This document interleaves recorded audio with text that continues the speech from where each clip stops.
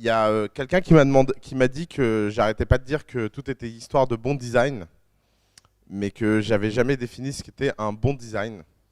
Il y a un Allemand qui a fait une définition du bon design en 10 points, que je trouve assez géniale. J'aimerais bien vous la faire en allemand, c'est encore plus impressionnant. Mais good design is ästhetisch, mais je parle très très mal l'allemand. Et elle est plutôt pas mal, vous pouvez la noter. Parce que c'est une sorte, en fait, lui dit que c'est la checklist. Alors c'est le designer mythique qui a inspiré Johnny Ive d'Apple et qui a été pendant des années le designer de Bosch. Et Bosch est une boîte européenne qui a été universellement célébrée pour son design. Et alors il dit, c'est très simple, pour savoir ce qu'est un bon design, il suffit de valider une checklist en 10 points. Voilà les 10 points. Good design is innovative. Non, le bon design est innovant. La première règle, c'est que vous avez forcément besoin d'avoir une innovation dans l'expérience. Pour une raison toute bête, que ce soit utile ou pas utile, l'innovation est quelque chose qui se retient. Ça, c'est un des aspects qu'on oublie le plus. C'est que fondamentalement, qui dit innovation, dit impact mémoriel sur les gens. Et qui dit nouveauté, dit forcément attrait. C'est triste, mais c'est une grande règle de l'humanité. Tout finit toujours par être dépassé. Tout finit toujours par être du déjà vu. Et quelque part, vous avez besoin, si vous voulez avoir un design impressionnant, de faire de l'avant-garde. Et c'est pour ça que même quand les designs fonctionnent, les designs changent. Regardez par exemple le niveau de plainte fondamentale que les gens ont envers Apple quand l'iPhone 5S ressemble exactement à l'iPhone 5. Ils ont beau avoir comme argument que le design est plutôt abouti, qu'ils ne voient pas ce qu'ils pourraient faire de bien mieux. Les gens sont énervés contre la société de ne même pas essayer en fait. Donc la première fondation du design, c'est l'innovation. Mais cette innovation a une limite, et c'est la deuxième caractéristique, c'est que le bon design rend les produits utilisables. Il ne faut pas confondre design et beauté. Il ne faut pas confondre design et esthétique.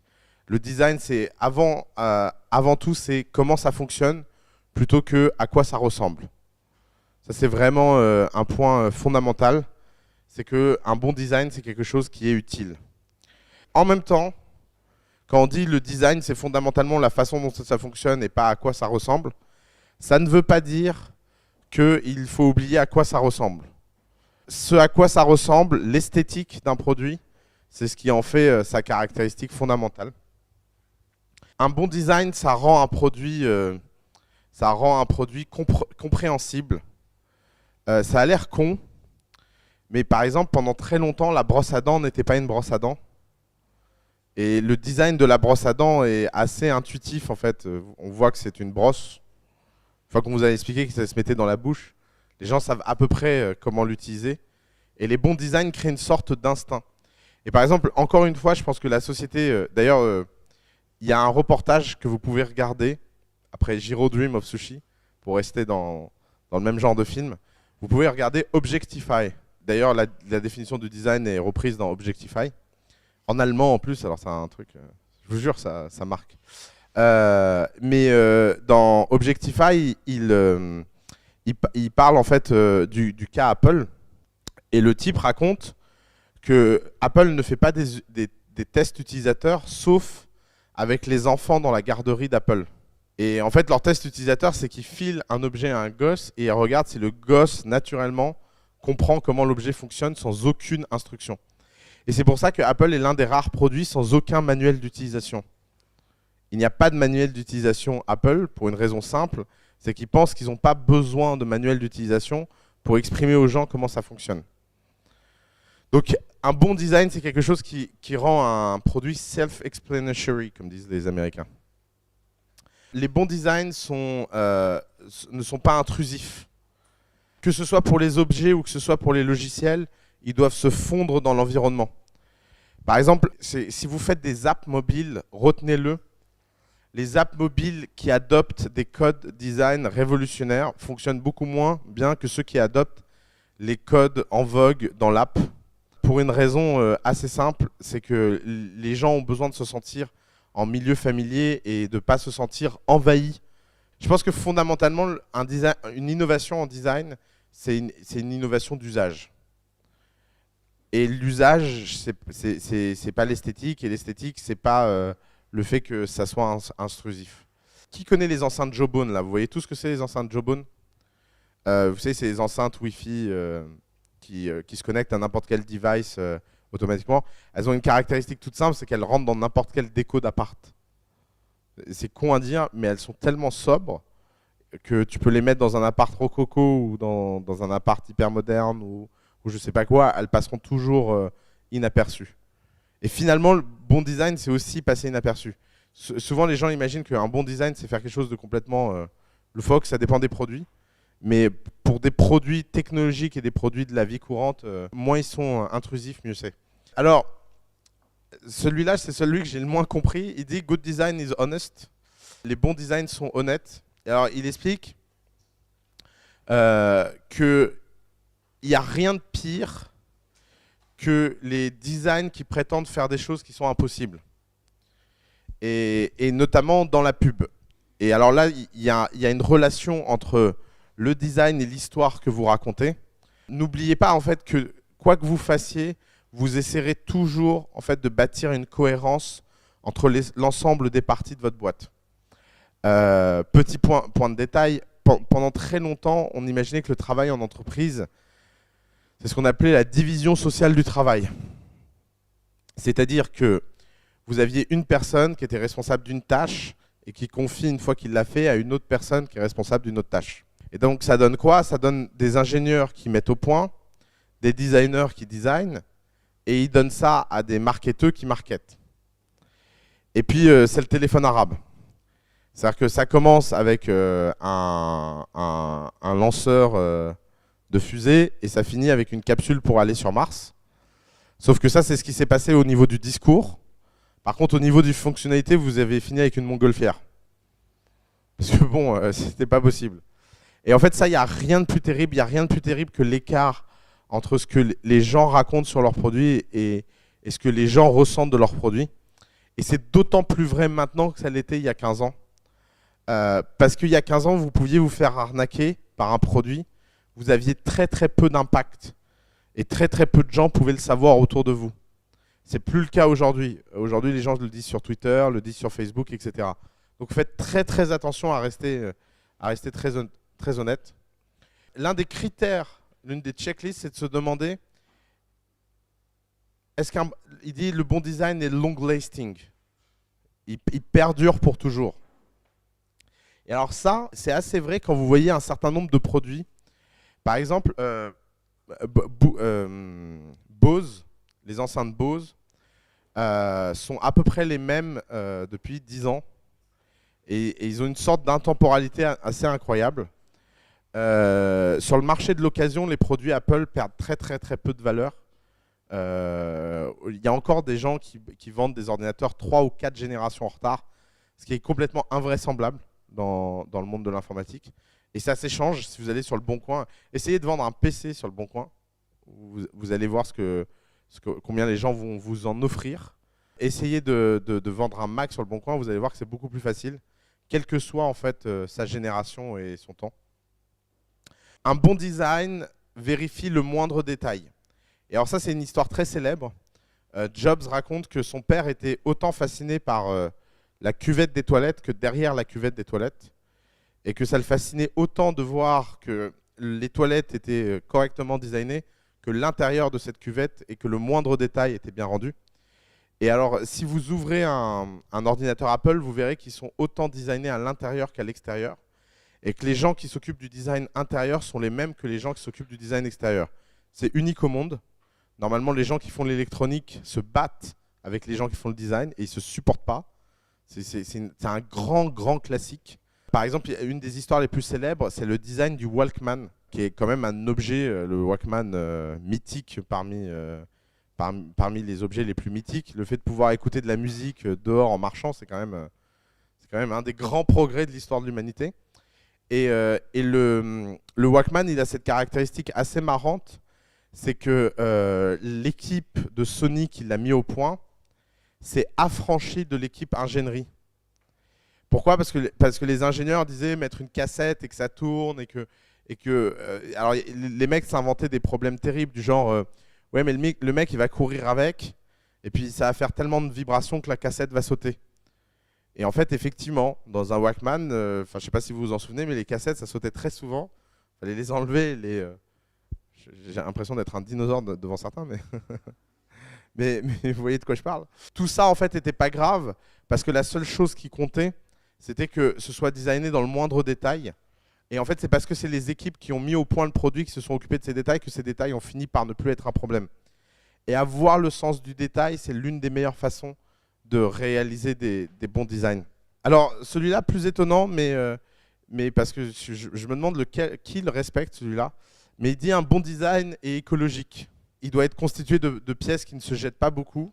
Alors là, je vous avoue, il s'est plutôt passé l'inverse sur les 20 dernières années.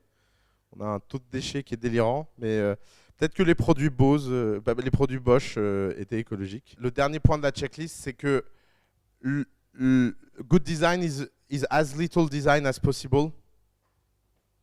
Sous-entendu, plus vous rajoutez de fonctionnalités dans un produit, et plus le produit est mauvais.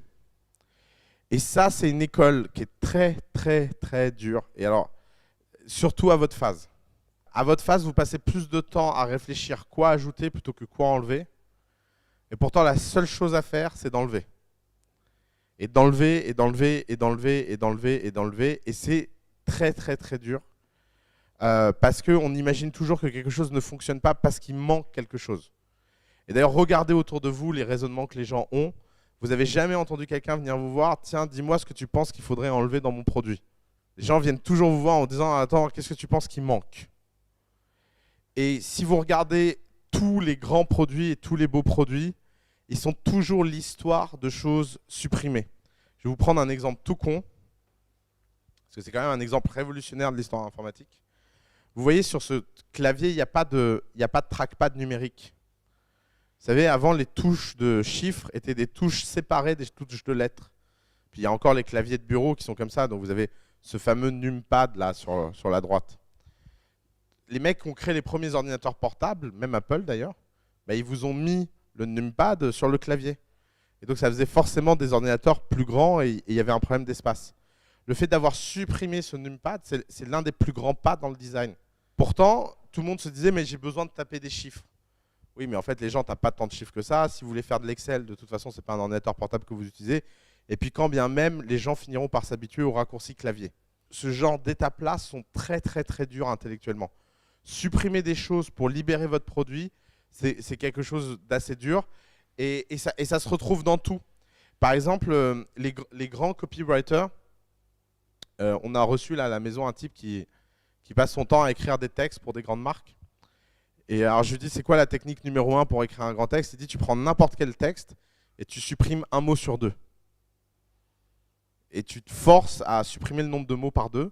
Et puis une fois que tu as un texte cohérent avec la moitié moins de mots, tu recommences l'exercice à nouveau, tu supprimes à nouveau la moitié moins de mots, jusqu'à ce que ça devienne impossible. Et il me dit, c'est hyper dur. C'est hyper dur d'être hyper impactant et d'avoir moins de mots. Et en fait, il est là le travail de design. Le travail de design, c'est d'enlever tout ce qui n'est pas superflu. C'est la règle des 80-20. C'est faire les 20% de choses qui ont plus de 80% d'impact. J'ai vu un truc sur Kickstarter. C'est une brosse à dents en fait, c'est une sorte de grosse boule de poils. Imaginez une brosse à dents, mais à 360 degrés. Et il y a juste un petit loquet comme ça. Vous la mettez dans la bouche, comme ça. Vous fermez la bouche. Vous tirez. Et ça vous lave les dents de façon parfaite en une fois. En une action. Non, non, non. Ça ne fait absolument pas mal. C'est pas intrusif. C'est un nouveau type de poil, apparemment. Ça a été mis au point pour les astronautes. C'est la façon dont les astronautes se lavent les dents sans eau et sans... Parce que se laver les dents dans l'espace, c'est un problème relativement compliqué, en fait. Et je me suis dit, c'est vrai que c'est marrant que personne n'a réfléchi à ce problème de la brosse à dents depuis que le type a inventé cette brosse à dents complètement inefficace et truc. Et même les mecs qui ont innové se sont dit, ouais, on va prendre le truc le plus inefficace du monde, parce que tous les dentistes s'arrachent les cheveux avec ça. Parce que c'est quand même dingue à chaque fois qu'un dentiste vous dit, oui, montre-moi comment tu te brosses les dents. Non, tu te brosses pas bien les dents. Il y a un moment, tu dis, ouais, ok, mec, enfin, Si je dois être à 45 degrés en penchant à 37 degrés à l'envers, enfin, c'est que le design est raté. Et c'est typique du genre de problème que personne ne s'est posé parce que, je sais pas, alors que c'est un marché énorme. Il y a combien de gens qui ont une brosse à dents sur Terre, quoi. S'il y avait autant de gens qui faisaient des brosses à dents que de réseaux sociaux. Et alors, un autre design que j'ai vu cette semaine, pareil, je me suis dit, mais c'est vrai, ça, pourquoi personne n'innove là-dedans? C'est les préservatifs. Il y a un type qui vient de lancer un nouveau type de préservatif par autocollant. Alors, j'ai pas très bien compris, je vous avoue. Allez voir, ça s'appelle Sticker Condom. Et pareil, vous avez 3 grandes marques qui fabriquent la même chose depuis 30 ans. Alors qu'en fait, je pense que la réflexion design peut s'appliquer vraiment à tout. Et si vous cherchez des idées de start-up, partir d'un point de vue design, même si vous n'êtes pas designer, et surtout si vous n'êtes pas designer, ça peut être une très très très très bonne façon de faire. Et il y a même un élément factuel qui le prouve, c'est la société IDEO. Puisque IDEO, en fait, c'est une société incroyable, parce que c'est l'une des design firms les plus... IDEO, l'une des design firms les plus connues du monde. Mais elle a une caractéristique, c'est que 3 designers sur 4 à IDEO ne sont pas designers. Et c'est pour ça que c'est une design firm tellement extraordinaire que en fait, vous pouvez y rentrer même sans avoir de diplôme design. Et vous pouvez y faire ce que vous voulez. La seule chose qui compte, en fait, c'est que vous ayez une aptitude au problem solving. Et le fait de vous entraîner à faire des designs, c'est la meilleure façon de développer des aptitudes au problem solving. J'ai un vrai problème avec le consumer development et le lean startup en général. J'ai un problème assez philosophique. Alors, pour la petite histoire, je connais très bien Steve Blank. On est co-actionnaires ensemble de plusieurs boîtes. J'ai été dans son ranch, tout ça. J'ai rencontré une fois dans ma vie Eric Rai, c'est un mec super sympa. Et en fait, c'est des gens qui sont complètement victimes de leur succès parce que leurs bouquins, ils ont tellement voulu donner une méthode clé en main aux gens qu'il y a un écosystème pas possible de tocards qui l'ont pris et qu'on dit je fais du lean et je fais du truc. Ce qui fait que après, tu es obligé de rompre avec ce mouvement alors que tu n'as rien contre les mecs et que tu trouves que leur bouquin est génial. Mais juste parce que expliquer à des gens qu'ils n'ont rien compris au bouquin, c'est beaucoup plus compliqué que leur expliquer que tu es contre. Et je vais t'expliquer pourquoi en fait je suis contre. C'est que tout le monde a pris ces bouquins-là comme des checklists d'étapes à passer les unes après les autres. Et tout le monde a pris ça par la caricature. Les types te disent, la meilleure chose que tu puisses faire dans ta vie, c'est aller parler à tes clients. Alors qu'est-ce que les gens font? Ils vont parler à 20 personnes dans la rue, au hasard. En plus, c'est un peu awkward, parce qu'ils ne segmentent pas vraiment, machin. Et puis, ils récupèrent le feedback des gens. Ils mettent ça sur une feuille, ils mettent ça sur un tableau. Ils utilisent des post-it, parce que quand même, les post-it, ça fait super sérieux. Ils mettent les post-it et ils disent, étape découverte client faite. Alors, étape 2. Maintenant que vous avez récolté le feedback, développez la première version de votre MVP. Puis là, ils font leur MVP. Puis dans MVP, comme il y avait M plutôt que V, tu vois, minimum plutôt que viable, ils font une sous-merde dont personne ne veut. Et puis ils disent, voilà, maintenant j'ai mon MVP. Alors maintenant que votre MVP est bon, il faut faire votre levée de fonds. Et puis là, ils viennent te voir et disent, bon, alors maintenant qu'on a le Custer Market Fit et qu'on a la MVP, on pensait pouvoir augmenter notre vitesse d'itération en allant lever des fonds.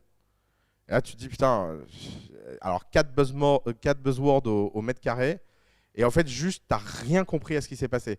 Ce que ces types-là te disent, c'est que la meilleure façon de mettre au point une boîte, c'est de connaître tellement intimement tes clients que tu sauras exactement de quoi ils ont besoin et tu ne développeras jamais quelque chose à côté de la plaque. Mais en fait, je pense que la meilleure façon de le faire, c'est tout ce que je vous ai dit depuis le début. Tout ce que je vous ai dit depuis le début, c'est pas facile. C'est d'aller vous dégoûter de votre truc, de vous mettre dans des situations d'inconfort, de vous lancer. Et en fait, cette méthode a mis les gens tellement confortables dans la méthode qu'ils sont protégés par la méthode plutôt que lancer leur boîte. Et toutes les excuses à tout ce qui ne va pas, ils les trouvent dans la méthode. Ah oui, mais en fait, je ne suis pas prêt, mais c'est normal parce que j'en suis au stade du MVP.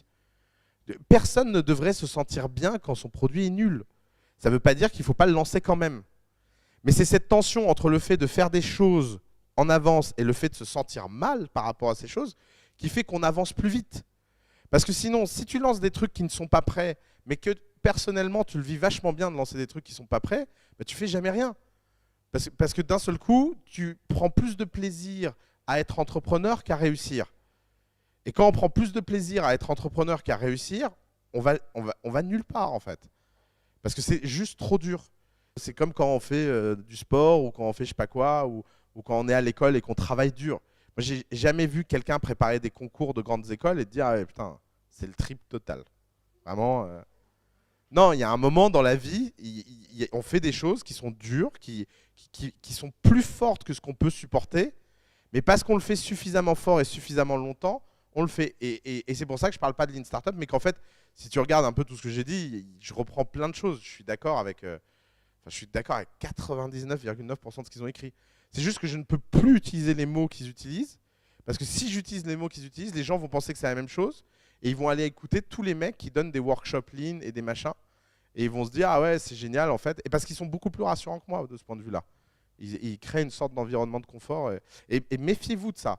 Il n'y a pas de méthode pour apprendre à faire des boîtes. Il y a des méthodes pour se changer culturellement, il y a des méthodes pour avoir un peu plus confiance en soi, il y a des méthodes pour comprendre à peu près à quelles règles on joue, mais s'il existait une méthode pour réussir une boîte, je peux vous dire que le mec qui l'aurait mis au point, déjà, ne la communiquerait pas, déjà, pour commencer. C'est pas con. Et deuxièmement, ça marcherait. Parce que la définition même d'une méthode, c'est que ça marche à tous les coups. Il n'y a rien qui marche à tous les coups. J'ai l'une des meilleures équipes de The Family, mais vraiment, quand je dis l'une des meilleures équipes de The Family, les mecs n'ont fait aucune connerie formelle depuis le premier jour. Aucune. Ils ont constitué leur boîte correctement. Ils ont mis leur propriété intellectuelle correctement. Ils ont fait une marque parfaite. Ils ont développé un produit. Ils ont parlé aux gens. Ils se sont dégoûtés de leur propre marché jusqu'à le connaître hyper intimement. Ils connaissent tous les acteurs. Ils connaissent tout le positionnement. Ils sont hyper bons techniquement. Ils ont appris à programmer. Ils étaient mauvais en design. Ils ont appris le design. Et 1 an et demi après, leur boîte ne marche pas. Délirant. Et j'ai fait une office hour avec eux. J'aurais dit, les gars, arrêtez, faites autre chose. Et c'est complètement délirant. Et les mecs disaient, mais je comprends pas. On a tout fait bien. Et je dis, bah ouais, on a tout fait bien, mais bon, pas de bol. Et à côté de ça, tu vois des mecs qui font tout à l'envers. Mais quand je dis à l'envers, il n'y a rien. Après, tu as des gens comme moi dont le seul boulot est d'essayer de rattraper leur structuration parce que leurs boîtes vont tellement bien. C'est des choses tellement connes où vous vous dites, mais c'est pas possible que des gens font ça. Et en fait, si, mais leur boîte marche tellement bien que personne n'en a rien à faire. Et donc, si vous faites tout très bien et que ça ne fonctionne pas, de toute façon, les gens n'ont rien à faire. Si vous faites tout très mal, mais que la seule chose que vous faites bien, c'est votre marché et votre produit, bah ça explosera. Donc c'est pour ça que je me méfie du Lean Startup. Parce que Lean Startup, ça te fait partir plus vers la méthode plutôt que l'objectif.